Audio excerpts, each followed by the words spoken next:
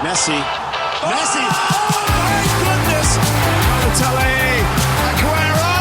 Oh, that is extraordinary. What a head, son.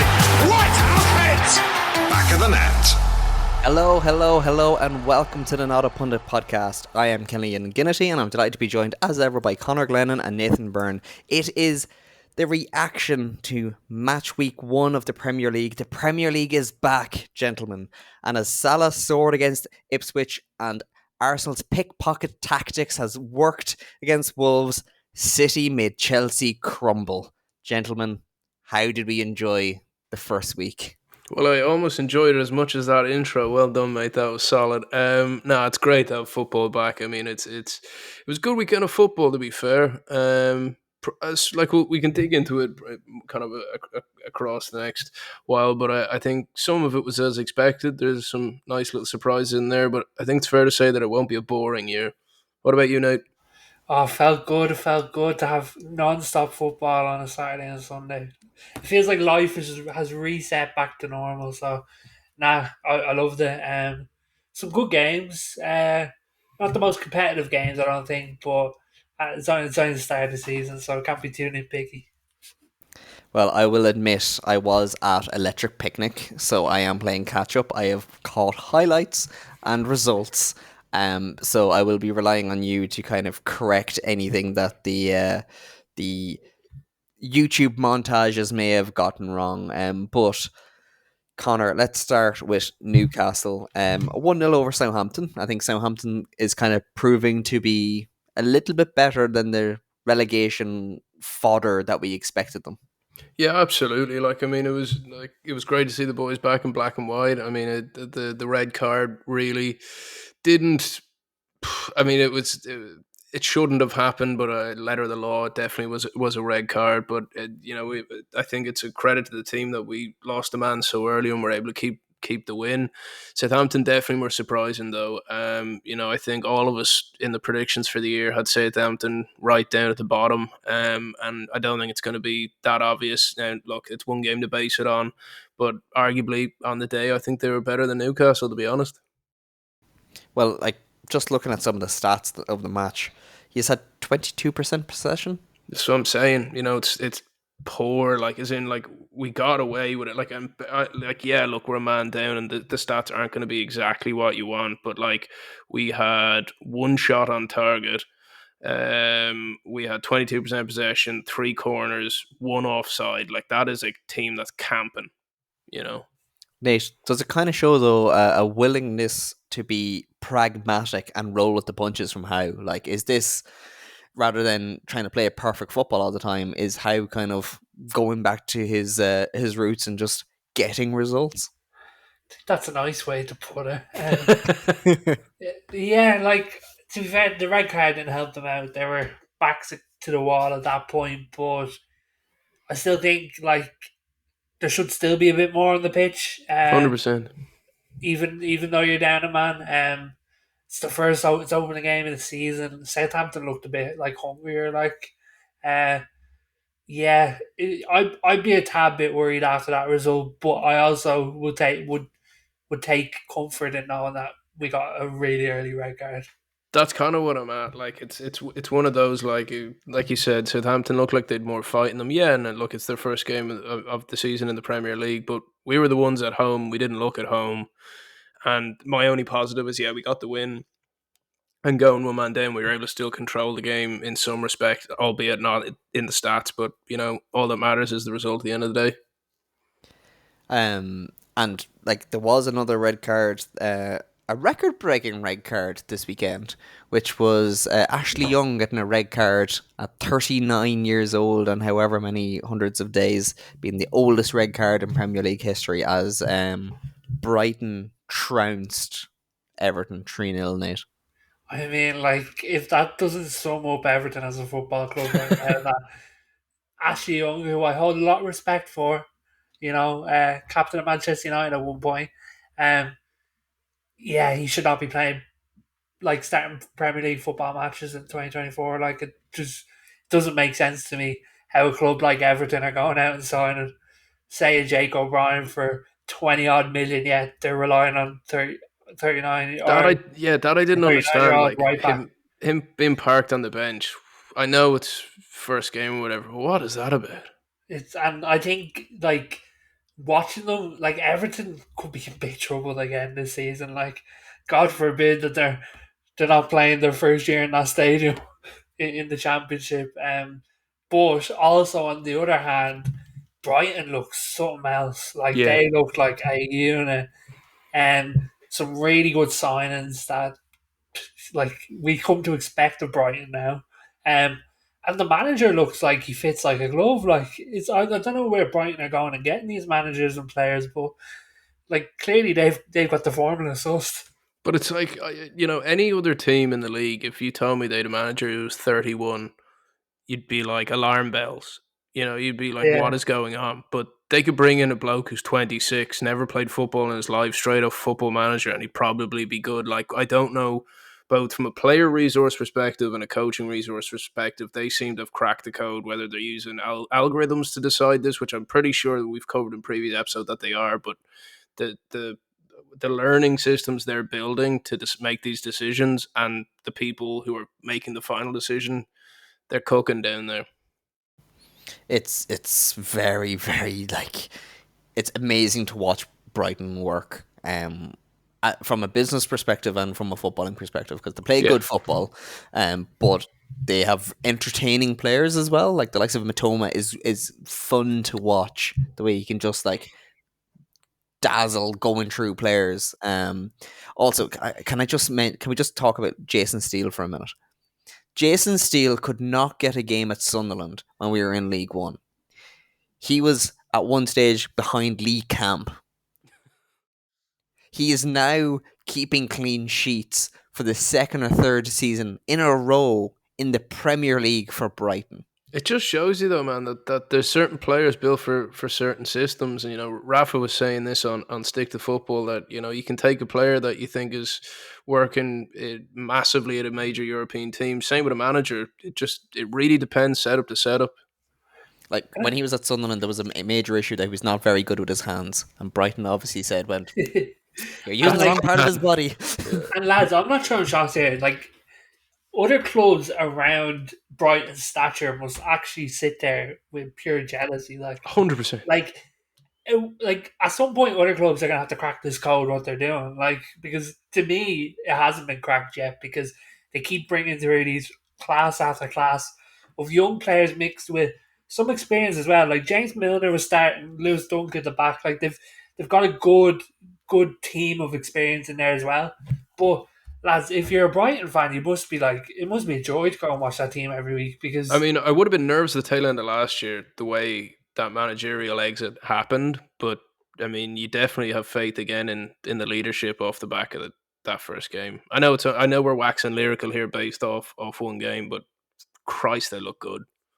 But they're also like they're when they are getting these more experienced players, they're buying them from the bargain bins. Like I think that's the most impressive thing. Like Milner was on a free, and people are kind of going, "Oh, he's too old now. So what's the point?" And he's still as solid as ever. It was his 23rd Premier League season. Just think about that. It's insane. That's Nate. How old are you? 23 guys. Oh, Jesus Christ. So he is one Nate into the Premier career, League, which is insane. And then you have like Danny Welbeck up front, like Carl Rushworth, good player. Billy Gilmore was like a good youth prospect, but never seemed to be kind of like enough to kind of really push through. Dunk, Veltman, fine.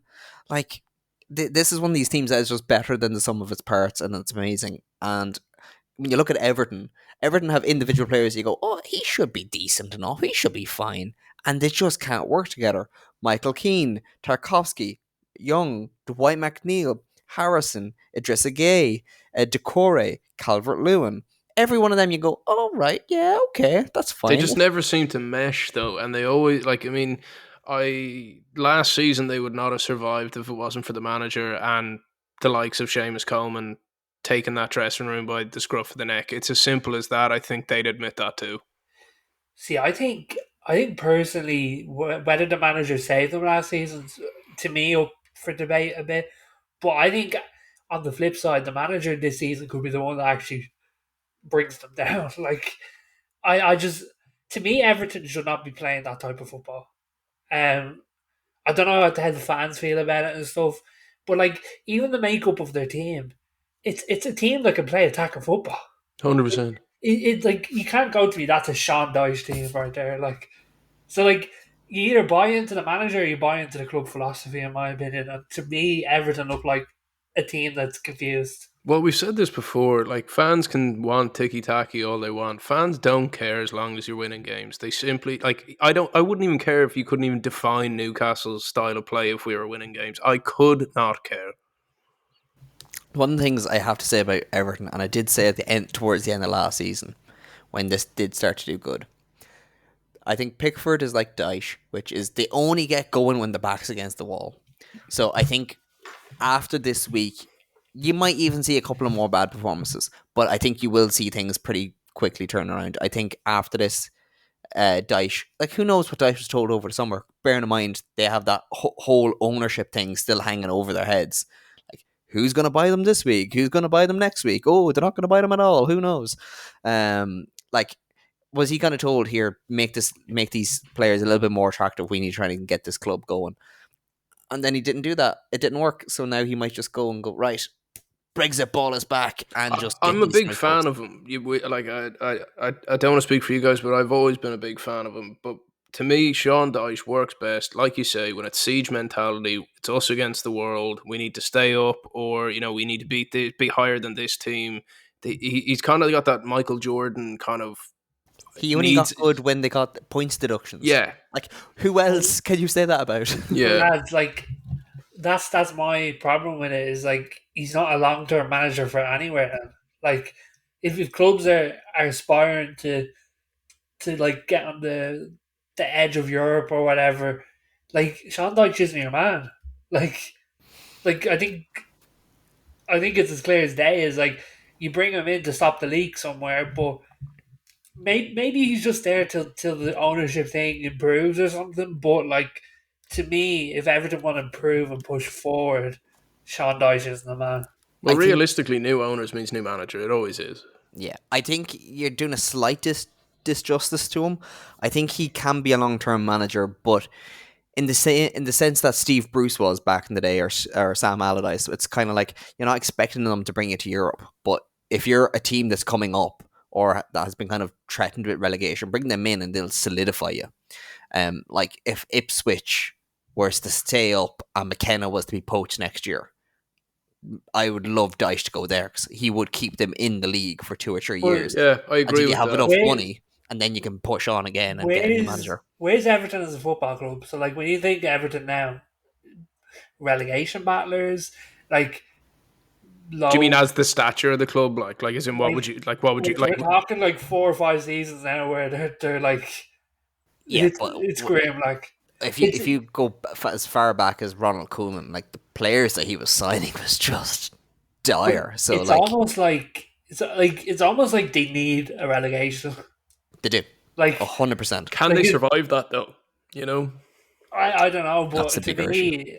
well, the 100 million fall might help them. To be honest. that doesn't go far though. When you've got unless you've got assets you can get rid of fast and clauses in contracts that go down 50%, that 100 million does not go far. But say Everton, turning down a 70 million, or I believe it was a 50 million bid from United for Brantwaite. Yeah, because they want 70. Can they do that? Like in good faith, can you do that as a football club? Because the way your future sounds right now, it doesn't sound like it. So it's like I think they're confused with where they currently are, and I think it's just a big confusion all around. To be honest. Like for Everton, I think myself and Connor are probably the most educated, having been in these positions. Getting relegated can reset you. 100%. Like for Newcastle, it was a big reset. It got rid of a lot of dead wood. It got rid of good players, but players that you didn't need anymore. Like if you think back to the previous relegation when you got rid of Viduka, Obafemi Martins, Alan Smith. That Great was players, expensive players though, yeah, and it old. got you to clear out that you kind of didn't know you needed. Yeah. And I also think it Tough left as recalibrated well. a bit of fight into the team. Like of the lads who were left, there was a few mercenaries. There always is in a team, but for the most part, your kind of Kevin Nolan types got that team back into I suppose, a working class team. And I know you can't say that when people are earning, 60, 80, 100 grand a week, but there was just a bit more spice to the team, But then when you see a Sunderland, when we went down this time, we like with Jack Rodwell, we didn't have the relegation clause with him, and that crippled us. One player, so and we suffered relegation after relegation. So like, it can go either way. I think Everton have been too big for too long to have proper fail safes in place. But if they haven't been for the past 2 or 3 years putting them fail safes in place, then they deserve everything that comes. I don't know, those last owners, man, are the current owners. Jesus. They've been nearly sold so many times at this point, but they're Mike Ashley types. Like, they're not. I wouldn't be banking on them. It's like how West Ham was for a long time, where they started to drift, but Everton have never got back up. Like, yeah, they're a bottom half team now, if not a 14th, 15th onwards team. Like, there was a 2 or 3 year period where West Ham were flirting with relegation. Yeah. Like, and they did get relegated. So Big Sam brought them back up. Again, that was another great reset. So it can happen, but it's just like Everton, like, I don't see it improving. Like, I just don't like. Speaking of improving, though, the other side of Merseyside, Arne, not Arnie as he wants to be known. That surprised me. I'm not going to lie. Yeah, it was a 2-0 victory over Ipswich. So let's keep that in mind. It's Ipswich. It's their first game in the Premier League in any of our lifetimes, or near enough. And they did what you would expect. It took them until the second half to get any goals. But Jota goal, assisted by Salah, and a Salah goal, all in the out in and around the hour mark. I'm not convinced by Slot yet. I think it was a good start. I even just, like, I know the result isn't anything amazing, and yeah, for those, like you said, for those reasons, it was kind of the obvious second half tiredness kind of wear them out piece. But from the kind of clips that I saw before hopping on, it seems stylistically they're playing good football. One thing that did surprise me is post game, he kind of directly attacked a couple of players for their efforts, which I don't know if he's just setting up his shop and trying to be different to Klopp or what. I'm not a fan of that. I think that should be behind closed doors. I don't think managers should directly talk about specific positions or players in the media. Yeah, to be honest, I thought Ipswich looked good. Like, I thought for a team that came up, they held their own. They were aggressive. They played decent football at times. And to hold Liverpool to get the first goal in the second half, I thought it was a really good effort from them. It's positive signs, Yeah, and the one thing I noticed with Liverpool's sort of style of play is a lot of it is just overlapping constantly, where they get a player, go, get a player, go. And to be honest, I don't think that's going to work against the bigger clubs. Like, I really don't. It looked like very predictable football. In my opinion, I could be being harsh, but that's what I saw. I saw an ambitious side that came up that didn't want to park the bus, was aggressive, held their own, and yeah, I think we need a few more weeks to see where either team lies. What baffles me, though, is I was talking about this to someone earlier. The only player that's looking likely that they're going to bring in is a goalkeeper. They do not need a goalkeeper. Like, what is that Hilarious. about? Like, it baffles me. Like, I don't, like, surely he wouldn't have signed onto this project with no money to spend. Are the prices too high, or is he not seeing what he wants, or does he believe he actually has the players to do what he wants to do? But I just don't understand it personally. It's making the new recruitment staff look a bit foolish, isn't it? But they look redundant. It's like, what are you there for? Like, they're all like, oh yeah, lads, you got Michael Edwards and the gang back in town. Lads, I'm looking at me watch. The window ends in a week. Yeah, like the boys are down the pub having a couple of Guinnesses. Like, What's going on? And like, just to say, like, bringing a new goalkeeper. If you're Kelleher, mate, you better be kicking and screaming at the top of your lungs to get out of that club. Otherwise, you or your agent's not doing yourself with this, like, a disservice. Like, it's mental. Did you ever watch Fargo, the movie? yes. Yeah. Do you know that movie has a composer and has no film score? The This true is- MVP of doing nothing. that is the Michael Edwards right now for Liverpool. But in fairness, if you look at their squad, the one that they put out, I am kind of finding it hard to pick holes necessarily. Like backline of Van Dijk, Robertson, Trent, and Kwanzaa. Kwanzaa being the only kind of weak one, but he's young enough that you'd kind of go, well, maybe he's worth kind of pursuing it. Midfield of Diaz, Szoboszlai, McAllister, Salah, Gravenberch. Forward being Jota. I don't think it's a very future-proof squad though, because But like then the subs are where it gets interesting. Like Yeah. Kanate, who hasn't seemed to be really being given a chance, but he was brought on to replace Kwanzaa. Simicas, who I don't know if he's a Premier League level. I would say no personally. I don't know I about think, you now. I think he's a good backup, to be honest. Yeah, he's not a starting Premier League player. No. He has the bang of playing for Fulham in 2 years' time. Connor Bradley, great young prospect. Endo, yeah, you can fit into the midfield. Curtis Jones, good. He's not young anymore, but he's a club player. Harvey Elliott, I think, can be decent. Nunez is that like crazy horse that you can bring on, and Gakpo, I think he's the one that's kind of getting slightly hard done by. In I think fairness, I think they need a proper good striker. Like, That's what I was about to say. They really need someone up top because like we said in previous episodes, Allison is Saudi knocking on his door. Trent has got Madrid looking at him. Van Dijk is on the move. That leaves Kwanzaa and Robertson at the back with a big gap to fill. You know, Alexis McAllister, great player. Luis Diaz, how long does he stay? Salah, Saudi bound. You know, it may work this season, but if Arne has any shot of long term here, they need to get cooking. You know, I think, like, I was actually discussing this the other day. I think Tony makes a lot of sense for Liverpool over United. well at the price that he's apparently available for, why Like- wouldn't you?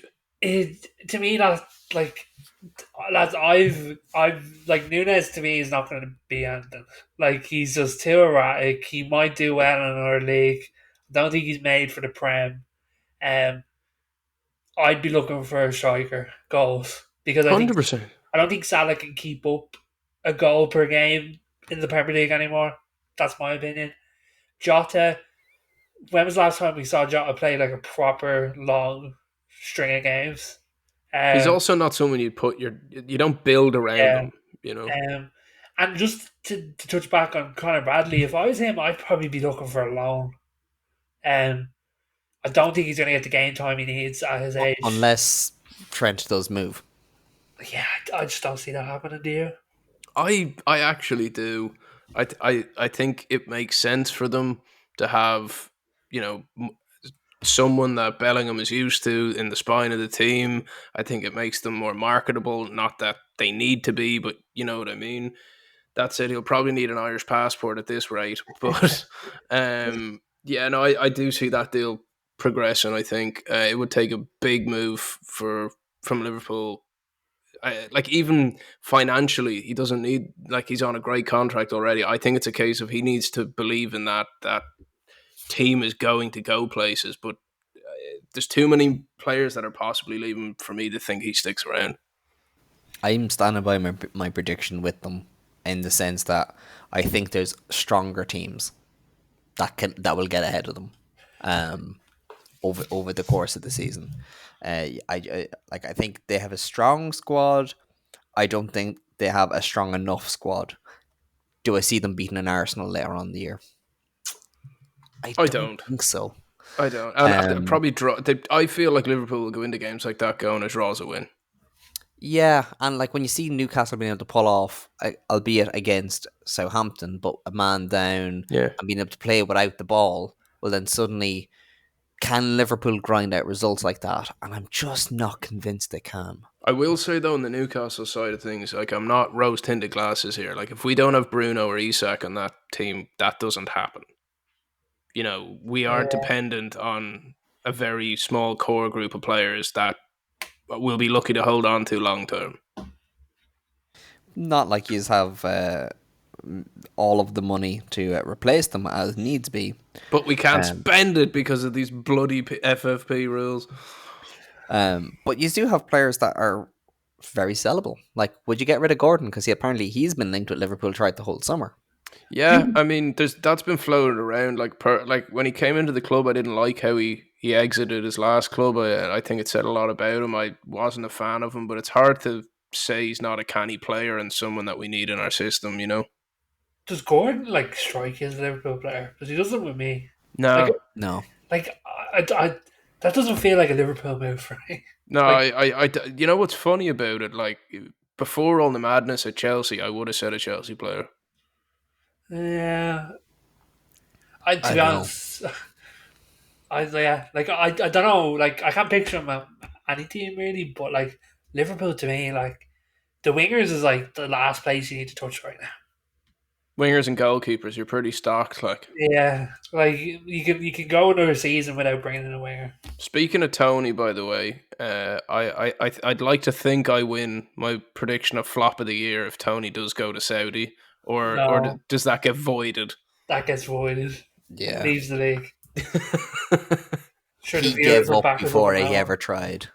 Speaking of Tony, though, what do you think about him getting left out of the squad? Yeah, I think it makes sense. I think it makes sense, doesn't it? If he's flirting with other clubs, and that's what it sounds like. Yeah, I think it makes sense.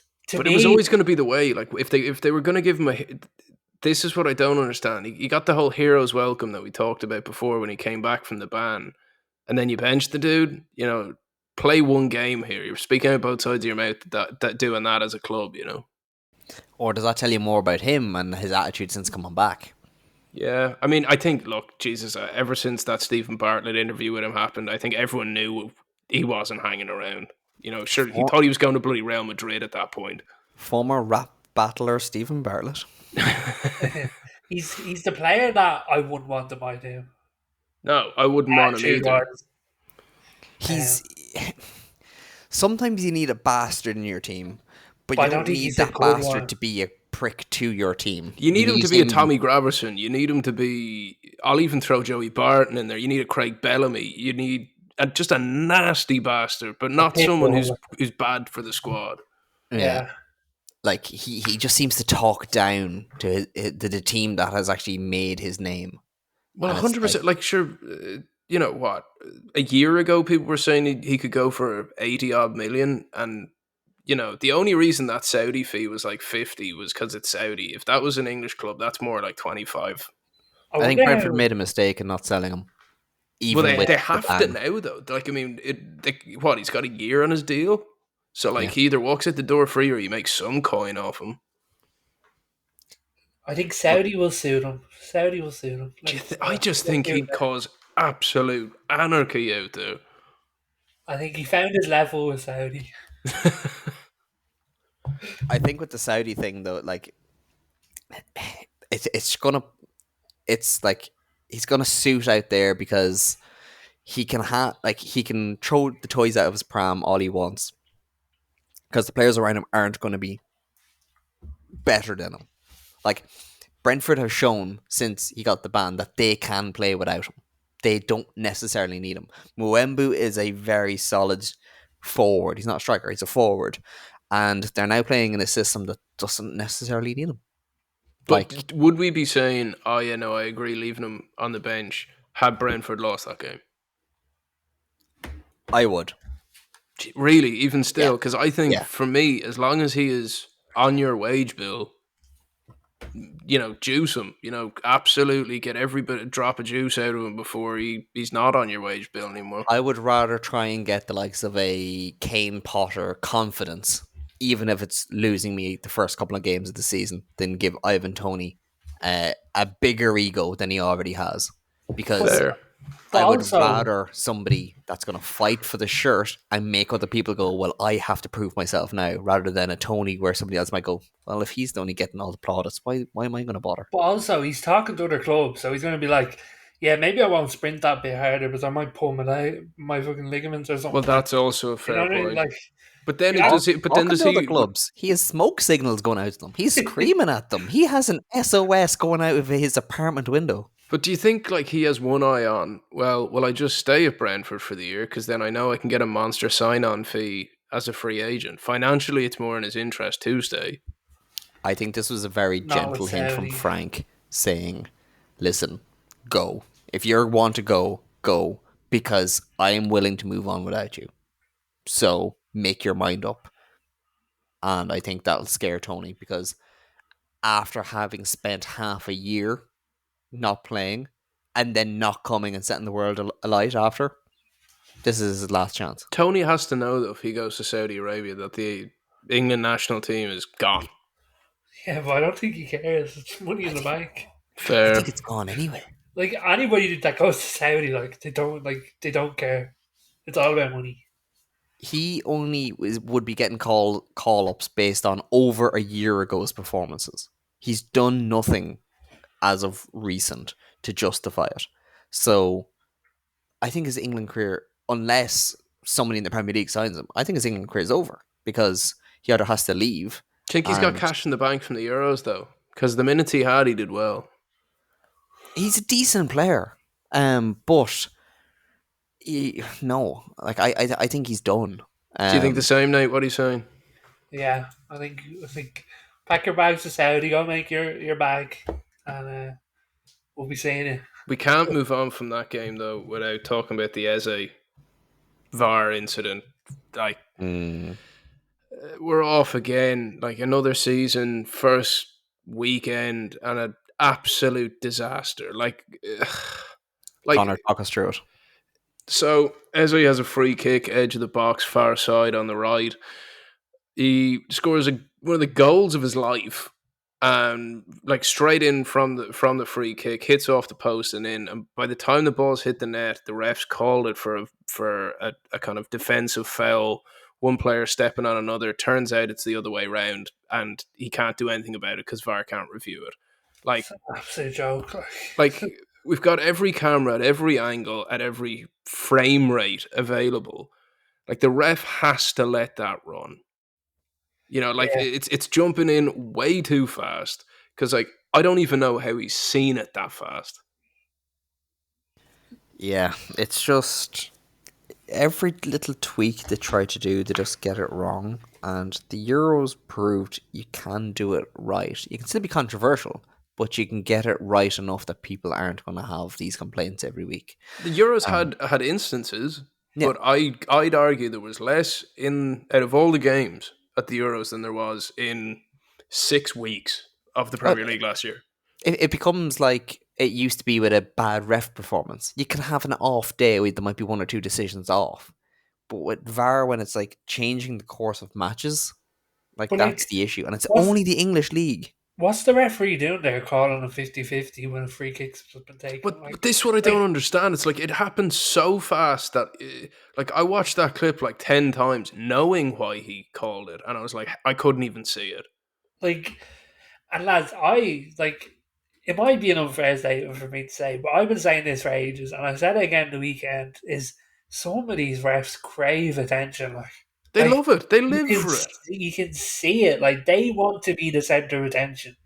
And to me, if that's the case, we're always going to be in this where, they're going to make I wouldn't be surprised if one or the other ref makes a decision just to be on camera. Like, It wouldn't surprise me, because Like, you've got the we likes need of to the talk. Clattenburgs of the world who are getting tattoos of trophies for games they've reffed. Like, I mean, give me a break. So apparently this ref... It from was what his I can first game, see- I think, in the No, Premier League. He's done 16 ever In the Premier League. in the Premier League Okay. out of 127 total. and did he get promoted from last year? He has 50 appearances in League 1, 28 in League 2, 26 in the Championship, and 16 in the Premier League.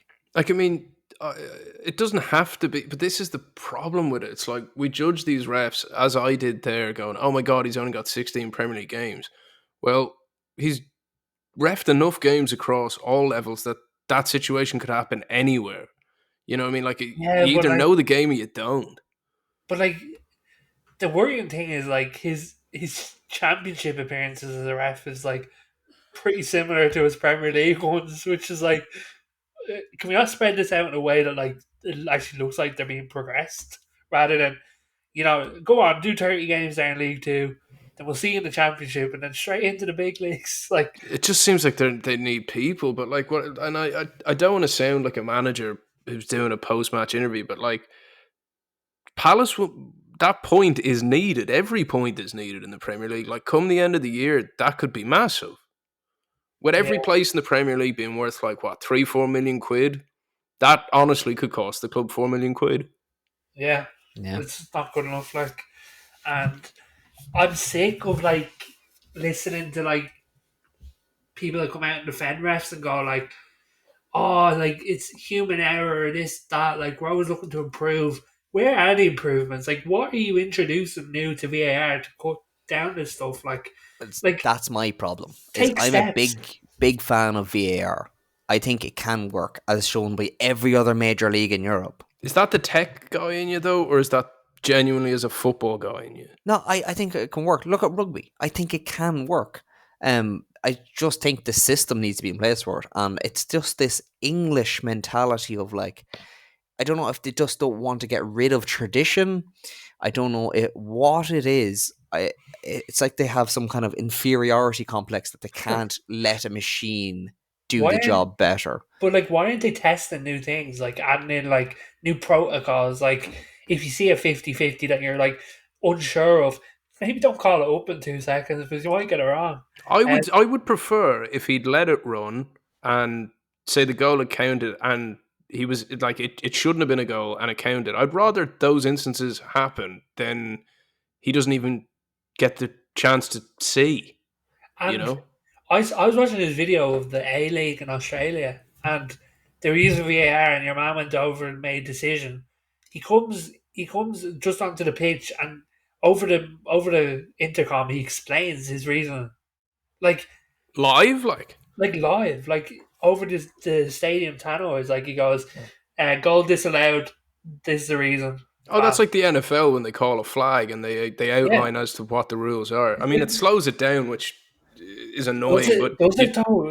It's already slowed. Like, fair. yeah, like just it's like two or three lines, like, but at least you have the justification right there, and to me that becomes a little bit more bearable Well, because if you're in the stadium, you never know what's going on. Do you ever think that? Because I haven't been over to the Toon in a couple of years at this point, but when you're in the stadium, when the ref calls anything, unless you catch it on the replay, you don't see it. But so if we're at home scratching our heads, the people who are paying the tickets in the ground have genuinely no clue. I also think a big issue is they don't have to justify their decisions until after the game. So like they can go in and write up the report and think of something on the fly, like. But then they don't even But like put a face to it. They get the head of the exactly. PGMOL to do it. That like what they put down in the report after the game might not genuinely be the actual reason Yeah. behind making a decision. And to me that's wrong. Put them on the hot spot. If I'm given a penalty there, here's what I've seen, there's the penalty. That's your I think reasoning then. You can't hide behind it, you know what I mean? I think one of the big things that like people kind of miss about pre-VAR is kind of like, well, the referee may have got it wrong, so he has to stand by his decisions, which let's not forget, they didn't do then. They'd always find a reason. But if you were to do the audible in the stadium where you had to kind of justify it, you could kind of, somebody can go, well, you got that wrong, I disagree with you. But you had an But opinion, you stood by it, and you explained it. exactly. It's that kind of like, okay, you've made yourself accountable for it. And afterwards, if you go, oh, my bad, But well, also We know the thinking then, and I'd have more exactly. sympathy for someone who made a wrong decision if I knew exactly, where yeah. they were coming at it from. But also if the same referee is doing stupid decisions 5 games in a row, or for whatever, like if they have to come out and say their justification 5 times in a row, and we're like, "Lads, this stinks." Like, like how is he getting to this? Like, Hmm. I genuinely think, and I like, like they have time after the match to sit down, write a report to PGMOL and go, this is my reasoning. They can go back and look at the footage and go, you know what, I can pick that over there. Like Yeah. we don't know what the actual thinking is in the moment. But speaking of not knowing what the thinking is, we got to move on to Chelsea, boys. What are they thinking over there? Oh, the funniest football club on the planet. Like, Nate, breakdown. So the result was a 2-0 win to City. yeah, Let's talk about the game first, okay. and then we'll use that to question the club. What did you make of the game? Soulless. Yeah, like I'd be very upset if I was a Chelsea fan. Like to go from Pochettino to what we saw there, like is drastic in like just a couple of months. Like Todd Bowley was up out of his seat after 60 minutes. Like That I I mean, thought was bang out of order. probably got to spend another bill, but like the thing is, like yeah, it just looked so flat. It looked like it genuinely looked like a lower level side in the Premier League playing against City. Like I'd expect that performance out of a Wolves or something. You know what I mean? There was goals in that game for Chelsea though. Like Jackson had chances, man. Yeah, but like it sort of felt like half chances. Like, do you know what I mean? Like to me, City had that game like under control. Like they looked comfortable.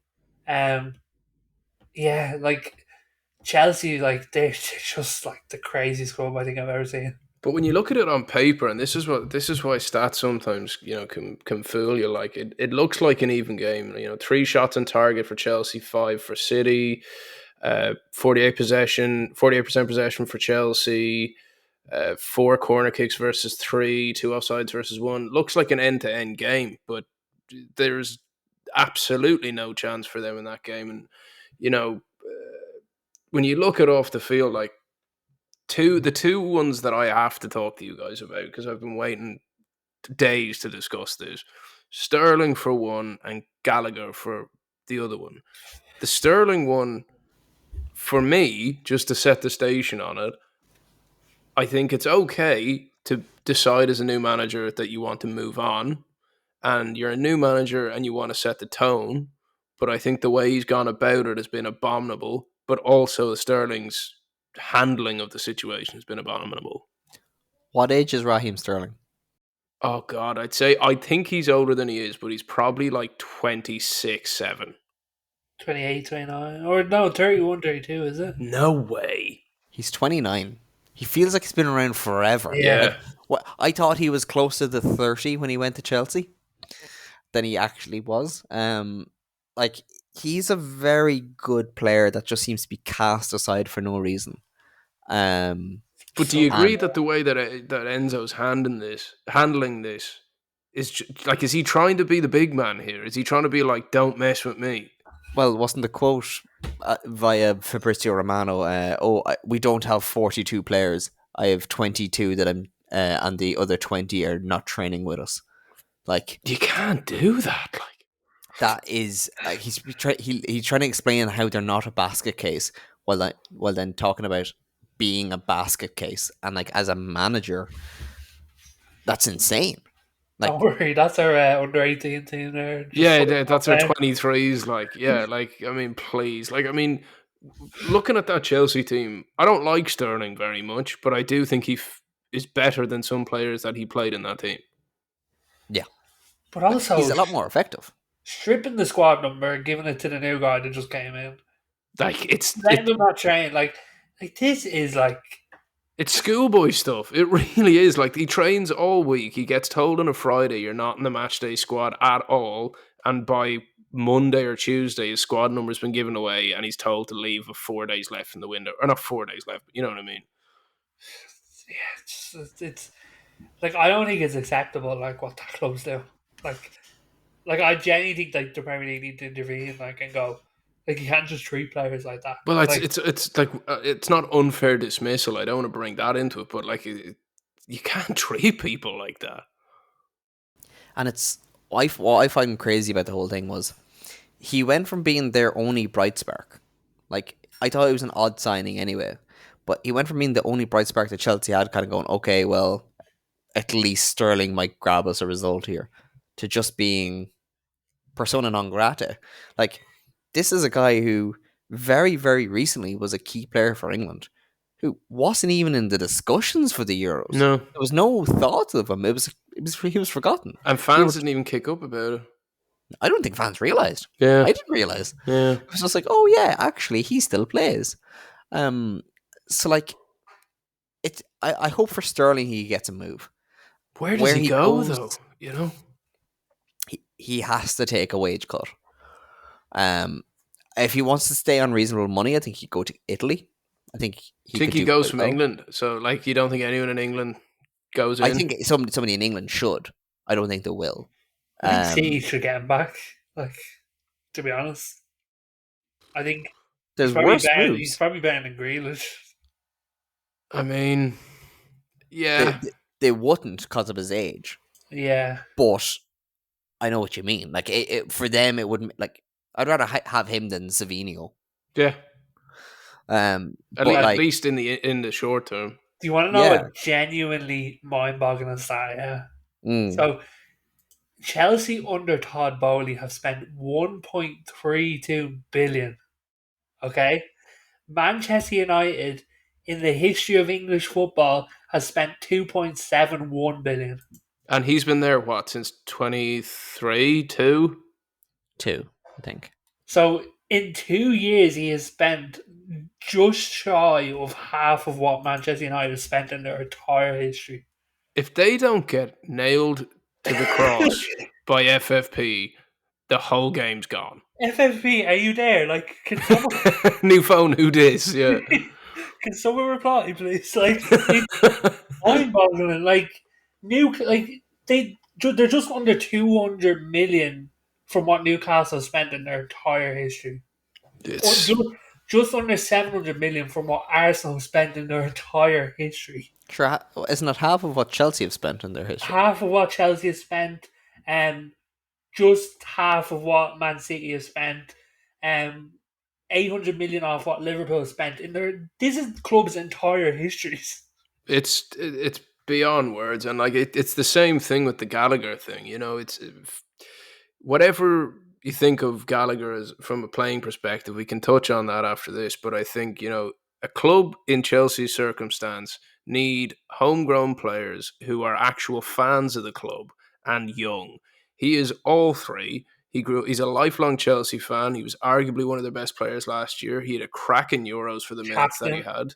Like, it makes absolutely no sense apart from on a spreadsheet to move him on. But even that included, the optics of it to the fan base says everything.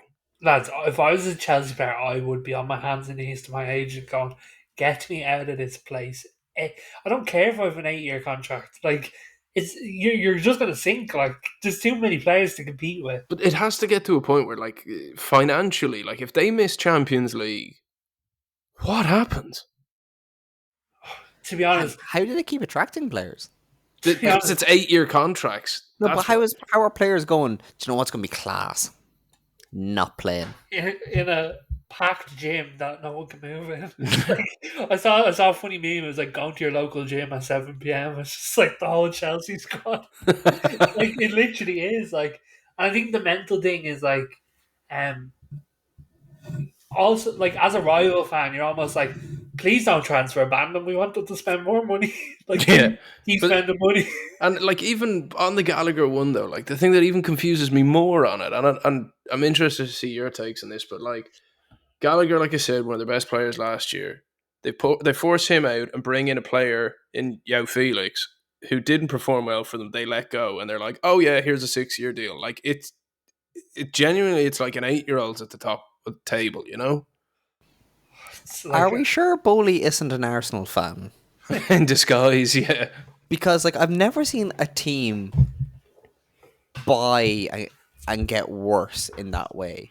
Like, United made a good stab at it with You had a good era there, yeah. yeah, like for a good few years from Moyes, Shout out Van Gaal. Woodward. There was a good couple of times you're kind of like, you've bought down. Chelsea have not just bought down; they have given away down. They have dug down. They have scraped every barrel until you're getting the bare metal. Like, and on paper, a lot of them should work. Like when you look at Mudryk play, He was the start of this debacle. yeah, but when you look at him play, it would make you question, if I was an Arsenal fan, Edu, kind of going, ooh, how What were bad's you your doing? scouting? Why were Yeah. you in for him? Like, when you look at, like, Enzo Fernandez, how well he started and how, like, meh he's become, it's kind of like, oh, right. They are the benchmark on which every other team should be judging their scouting department, kind of go, oh, why were you in for them? Ew. Yeah, but Like- lads, I'm like waiting. Like, when does the club go up in flames? Like, But that's what I'm because- saying. Like, it's not even a ha-ha thing. It's like, how is it still working? And like Is it? in terms of, say, the people above, like people that are running the club, like in directors and stuff, is like, how long till people start jumping ship? Number one, and how long till they start blaming each other? Like, because you forget, like, they got some high level execs in there to run the club. Like, But So like, they- what if they you're did- Pedro Neto? Why on earth did you go there? Like, he could have gone desperately anywhere. bored. Like, Like, they have to be the Premier League's version of Saudi. Like, Yes, I'm going there because I don't care about my career. I just want the money, and I know I'm going to get the money.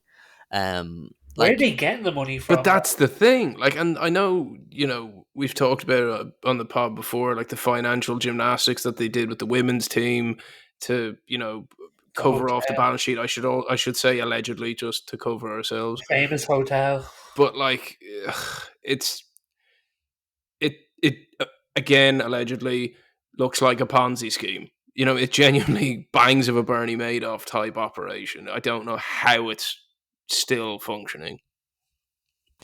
I reckon it will all end up coming out as being the 4-4-3 version of financing. Like what Todd Bowley said to Tuchel, I want Or to play 4-4-2. 4-4. No, Todd Bowley turned around to Thomas Tuchel when he first started and says, I want us to play a 4-4-3. Oh, for Christ's And sake! I think that's what's happening here, is that they're kind of going, look, it all makes sense. Look, there's 11 players. Yeah. And eventually somebody's going to come in and go, actually, none of this makes sense. That's illegal. That's illegal. How did you get away with that for so long? No, get rid of that. They are buying and selling and getting everything ready for a transfer ban. They know what's coming. But also, like, I'd be worried with how that club's being run. Is like, is there any legal issues that are going to arise from it? Like, because it's just so much money getting thrown about. Like, I genuinely, like, I don't know if I was a Chelsea fan how I genuinely feel about it. Like it does. It's not your club anymore. Like, it's not the same club that you support. But like, No. it's. Look, I've never been big on Chelsea, but I don't understand, or not understand. I don't want to see them get relegated. The league needs a club like Chelsea to survive. But when you see what they're doing, you're kind of like, just get gone, But also, I have to admit, I am slightly very excited by the whole thing. Because Just from a reckon- shit house way, or I like, know- No, sort of. But like, I reckon as Sunderland is going to pick up a good few like youth prospects for like a fraction of the money. Probably would sell on when shit like, hits the fan, percentages. like.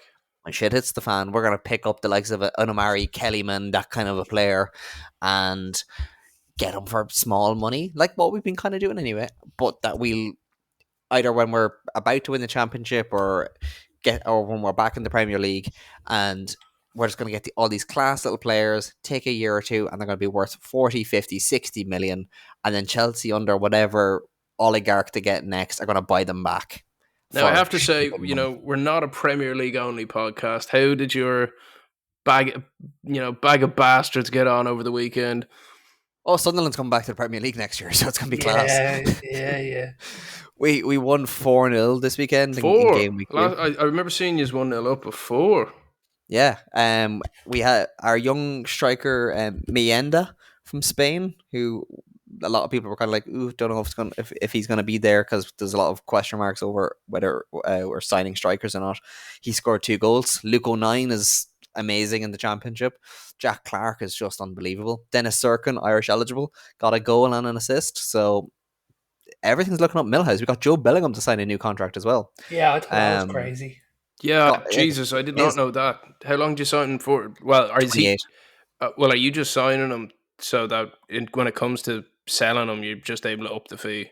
No, we've extended him until 28 so that he will keep him for at least this year. He's committed to at least this year. So it's a little bit of both, but he's realized his best development is getting minutes in this team. Like our midfield starting three this weekend gone was something like 20 or 21. We had 17-year-old Chris Rigg, 18 or 19-year-old Joe Bellingham, and who was the other? Equa, I think it was. He was like 24. Like, it's insane. It is absolutely class. So we will be back in the Premier League next year, and it's going to be fun. I can't wait. We will go straight back down, but we're going to enjoy it. Yeah, I'm just going to mark off this time in this podcast and go back to this at the end of the season. When they lose 2-0 in the playoff semi-final. Reggie Labrie is incredible, and I love that man. Nobody's ever heard of him. I was about to say, you could easily be making someone up right now. Yeah, he was at Lorient, and he was part of their youth academy. So he's used to playing players. We still have Kylian Mbappe ruining a transfer for us, which is like another day in Sunderland, and we're looking at signing somebody from Zenit, St. Petersburg. Oh, So like we are playing with the big boys. But speaking of the big boys, we've made you wait the whole podcast. Nate, talk us through United. yeah, lads, business as usual. Get 3 points. First opening game of the season. You say usual. This is the new usual, Killian, okay? We're on a title charge.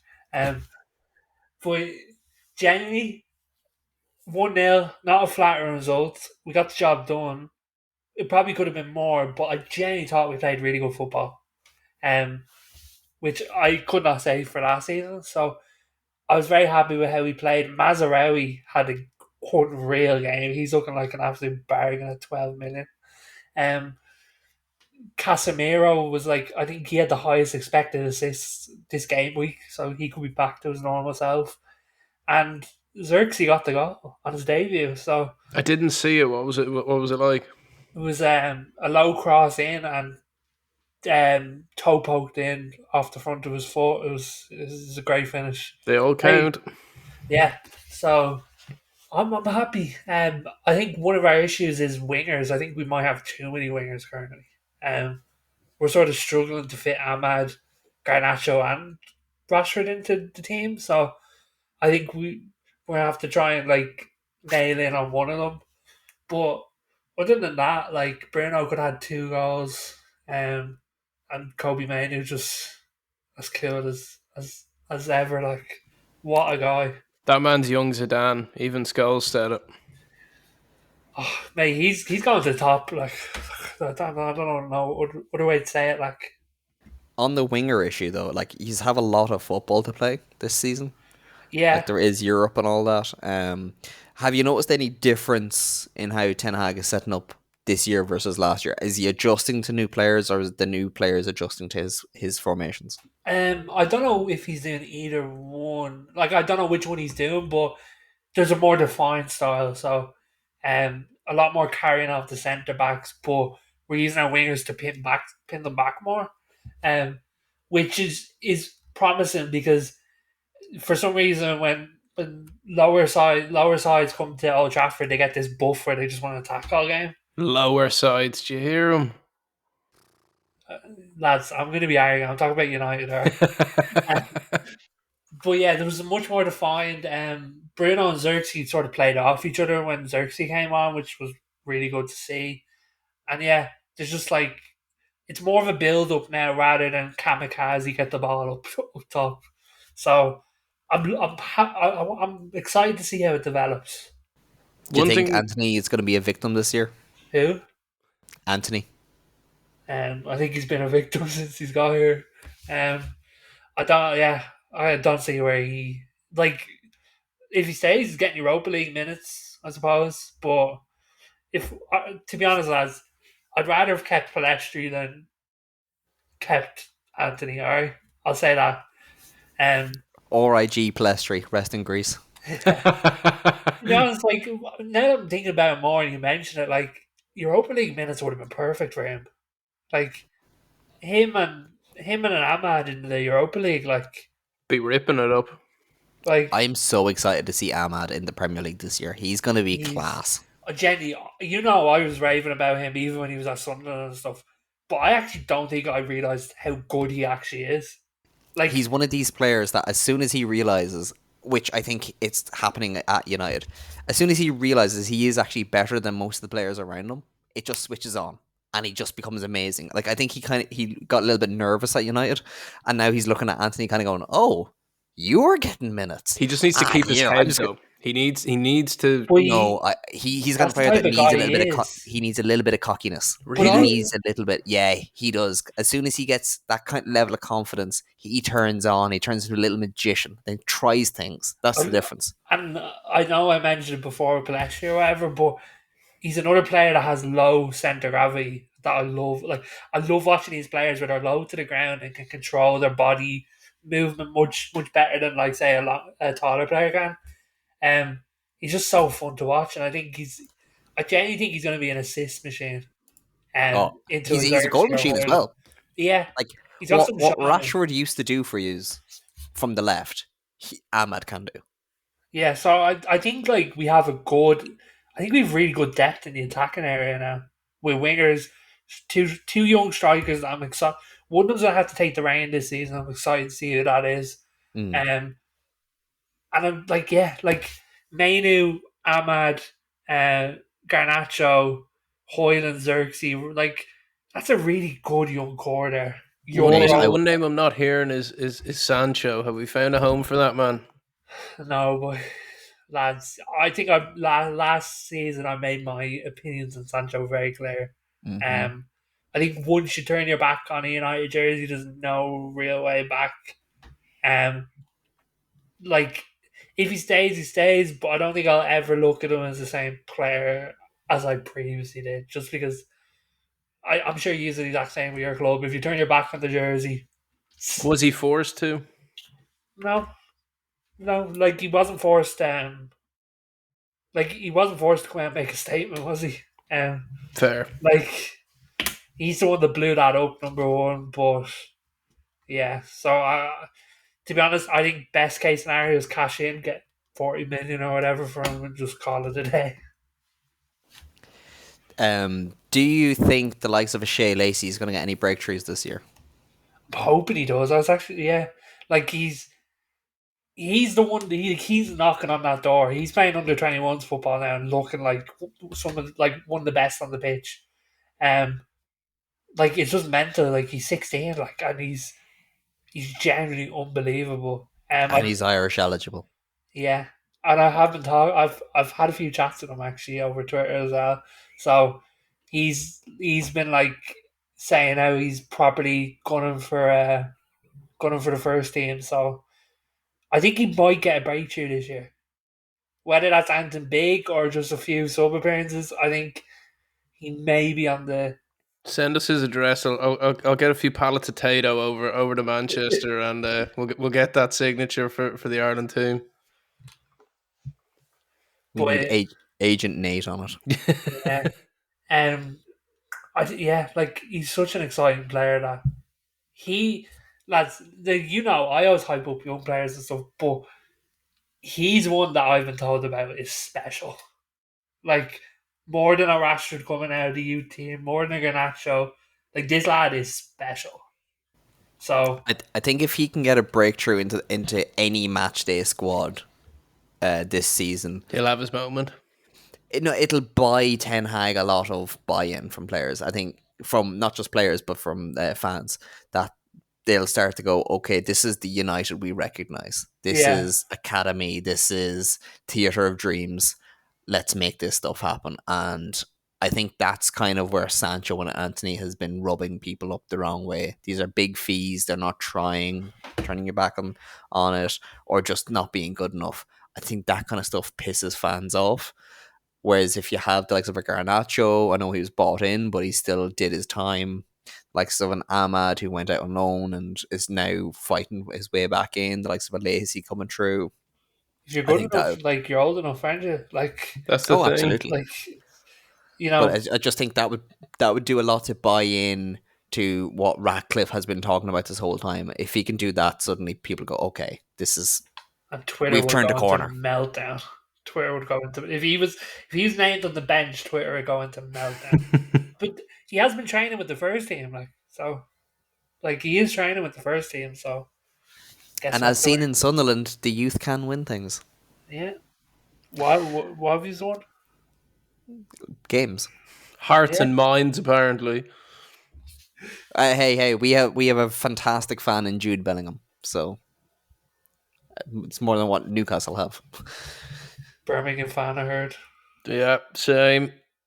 Oh yeah, well, when's the last time he was at a Birmingham game? He's at every third Sunderland game. Shirt retired and everything over there. You know, maybe Sunderland need to retire the Jude Bellingham. Sure. Trust me, when Job is done with us, we'll consider it. And on that bombshell, gentlemen, that has been game week 1 in the Premier League. We are so back. Can't wait for the next week. Chat yous then. Bye-bye. Bye. Messi. Oh, my goodness!